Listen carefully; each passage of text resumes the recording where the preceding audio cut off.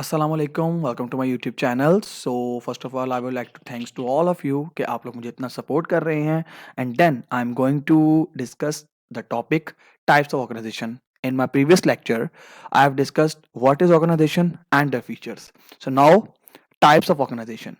देखिए जी, types of organisation में पहला क्या आता है आपका हेरारकी और ट्रेडिशन ऑर्गेनाइजेशन। हायरार्की से मिसाल अगर मैं आपको सिंपल एग्जांपल दूं तो आपके जिस घर में आप रह रहे होते हैं वहां पर अगर आपने कोई डिसीजंस लेना होता है तो क्या होता है, पहले आपके बुजुर्ग हैं, वहां से परमिशन अथॉरिटी निकलती है, फिर आपके पेरेंट्स की तरफ आती है, फिर उस काम पे आप परफॉर्मेंस करते हो उसको। दैट इज कॉल्ड हायरार्की कि आपने कोई डिसीजन लेना है या आपने किसी घर में किसी चीज की एंट्री करवानी है तो you have to permitted by the your बुजुर्ग। ठीक है जी? तो हायरार्की एक ऑर्गेनाइजेशन की भी एक हायरार्की होती है जो कि डिफरेंट डिपार्टमेंट के साथ एक कॉमन गोल के तहत वो काम कर रही होती है। हियर इज एन एग्जांपल कि आप ये देखिए, एग्जांपल आपके सामने एक हायरार्की मैंने शो की है कि एक ऑर्गेनाइजेशन के ऊपर क्या होता है, एक बोर्ड होता है जिसे बोर्ड ऑफ डायरेक्टर्स कहते हैं, उसके नीचे जनरल मैनेजर होते हैं, जनरल मैनेजर्स के नीचे एक टीम है आपकी human resource management, design manager और उसके बाद ऑपरेशनल मैनेजर्स और मार्केटिंग मैनेजर, और उनके अंडर उनकी टीम जो है वो एक ऑर्गेनाइजेशन के कॉमन गोल के तहत अपने अपने वर्क को परफॉर्म कर रही है। That is called hierarchy. तो अगर हम सिंपल डेफिनेशन में जाएं, सो डिफरेंट टाइप्स के जो लोग हैं, डिफरेंट डिपार्टमेंट्स के जो वर्कर्स हैं, एम्प्लॉयज हैं, वो they are working together to achieve a common goal of organization. That is called hierarchy और ट्रेडिशनल ऑफ ऑर्गेनाइजेशन। उसके बाद हम बात करेंगे मैट्रिक्स ऑर्गेनाइजेशन की। सो मैट्रिक्स ऑर्गेनाइजेशन क्या होता है? Matrix organization, it is a combination of two organization. What is functional organization and other is project organization. हम बात करते हैं फंक्शनल ऑर्गेनाइजेशन की। तो फंक्शन ऑर्गेनाइजेशन क्या होता है? हम इस ऑर्गेनाइजेशन को, इस फंक्शन ऑर्गेनाइजेशन को हम दो हिस्सों में डिवाइड कर देते हैं, दो कुछ हिस्सों में डिवाइड कर देते हैं। वो कौन कौन से होते हैं? फाइनेंस डिपार्टमेंट अलग होता है, मार्केटिंग डिपार्टमेंट अलग होता है, और उसके बाद आपका फाइनेंस डिपार्टमेंट, मार्केटिंग डिपार्टमेंट और प्रोडक्शन डिपार्टमेंट, डिफरेंट डिपार्टमेंट्स जो हैं हम अपनी ऑर्गेनाइजेशन को डिवाइड कर देते हैं। That is called functional organization. And other this project organization. Project organization को भी हम लोग किस तरह डिवाइड करते हैं? उनके प्रोजेक्ट की बेस पे क्या करते हैं? प्रोजेक्ट ए होता है, प्रोजेक्ट बी होता है, प्रोजेक्ट सी होता है। इसी एक सिंपल मिसाल लूं तो एक पेप्सी कंपनी जो है उसके डिफरेंट प्रोजेक्ट कौन कौन से हैं? उसकी पेप्सी इटसेल्फ है, उसके अलावा क्या है, उसकी स्ट्रिंग है, उसके बाद सेवन अप है, उसके बाद लेज है। ये डिफरेंट डिपार्टमेंट्स हैं, डिफरेंट प्रोजेक्ट्स हैं, इस पे डिफरेंट वर्कर्स को उनके वर्क को असाइन किया गया है। That is called project organisation.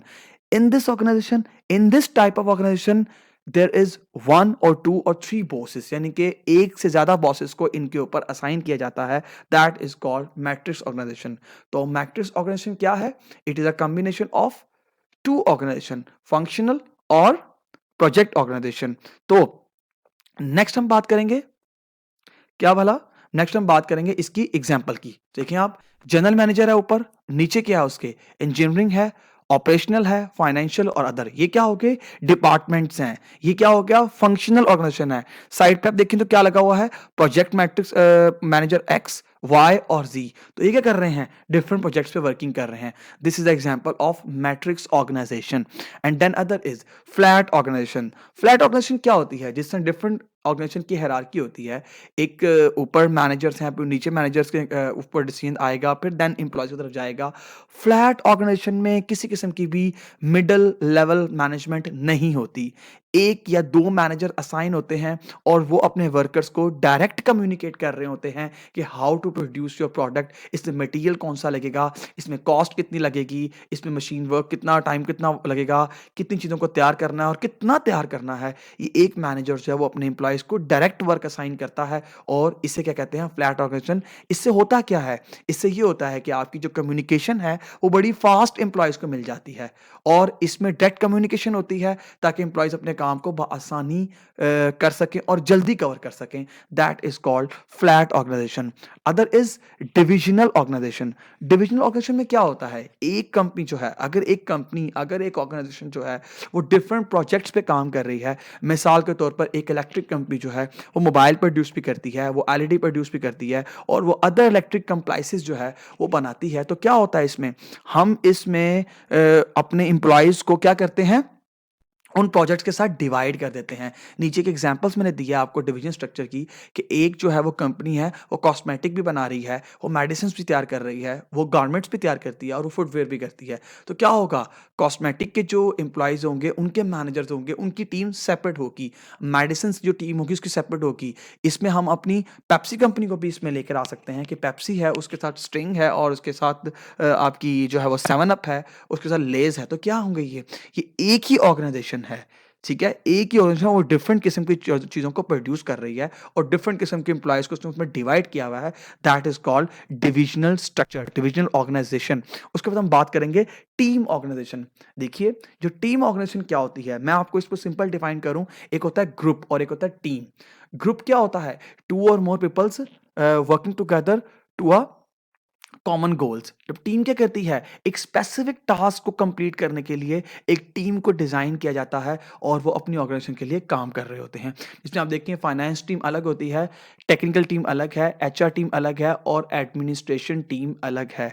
अब अ, अब आप कहेंगे कि सर इनका काम तो ये तो कंपनी की कॉमन गोल के लिए है। नहीं, फाइनेंस टीम अगर किसी ने फाइनेंस जो है उस टीम के मैनेजर ने अगर अपनी फाइलिंग करवानी है या अपने डिपार्टमेंट्स को बेहतर बनाना है या अपने डिपार्टमेंट की इफेक्टिवनेस को इंक्रीज करना है या एफिशिएंसी को इंक्रीज करना है, तो वो अपने वर्कर्स को अपने लिहाज से ट्रेन करेंगे ताकि हमारे डिपार्टमेंट का काम सबसे बेहतरीन हो अदर डिपार्टमेंट के तहत, ठीक है? और बाकी जो अपनी टीम्स हैं, जो बाकी डिपार्टमेंट्स हैं, वो भी अपनी टीम को मोटिवेट करेंगे और अपने काम को स्मूथ बनाएंगे, एफिशिएंट बनाएंगे और उसको इफेक्टिव करेंगे। ठीक है जी। नेक्स्ट हमारे पास आता है आपका वर्चुअल ऑर्गेनाइजेशन। अब देखिए वर्चुअल ऑर्गेनाइजेशन क्या होता है? बहुत सी कंपनीज़ जो हैं वो आजकल की अगर हम बात करें तो बहुत सी कंपनी जो है वो वर्चुअल तौर पे काम कर रही हैं, ठीक है? अब इसमें क्या होता है? इस वर्चुअल ऑर्गेनाइजेशन को हम लोग नेटवर्क ऑर्गेनाइजेशन भी कहते हैं, अपना डिजिटल ऑर्गेनाइजेशन भी कहते हैं और मॉलिक्यूल तो सॉरी मॉड्यूलर ऑर्गेनाइजेशन भी कहते हैं। It is a social network. इसमें किसी किस्म की बाउंड्रीज़ नहीं होती। आप कहीं भी बैठकर अपनी कंपनीज़ को असिस्ट कर सकते हैं। आप कहीं भी किसी प्लेस पे भी बैठ के अपनी कंपनी के साथ काम कर सकते हैं। तो ये क्या है आपका virtual organization with the rapidly increase of technology. बहुत सी कंपनीज़ जो हैं वो उन्हें अपने एम्प्लॉइज़ चाहिए होते हैं, लेकिन करीब 3 उन्हें एम्प्लॉइज़ अच्छे नहीं मिल रहे होते। तो वो क्या करते हैं, डिफरेंट एरियाज़ से अपने एम्प्लॉइज़ को हायर करते हैं और उनको वहीं बैठे हुए जो है वो उनकी सर्विसेज ले रहे होते हैं, उनको जो है वो उनको मुआवजा दे रहे होते हैं। That is called virtual organization. Hope you are like the videos. आपको कंप्लीट एक टाइप्स ऑफ ऑर्गेनाइजेशन की समझ आ गई होगी। बहुत सारा ख्याल रखिएगा अपना। अल्लाह हाफिज़। लाइक कीजिएगा, शेयर कीजिएगा, सब्सक्राइब करें, ज़्यादा से ज़्यादा लोगों के साथ शेयर करें ताकि ज़्यादा से ज़्यादा स्टूडेंट्स जो हैं वो इस मेरे चैनल्स को देखें, आएँ और इनसे फ़ायदा उठाएँ। अल्लाह हाफिज़।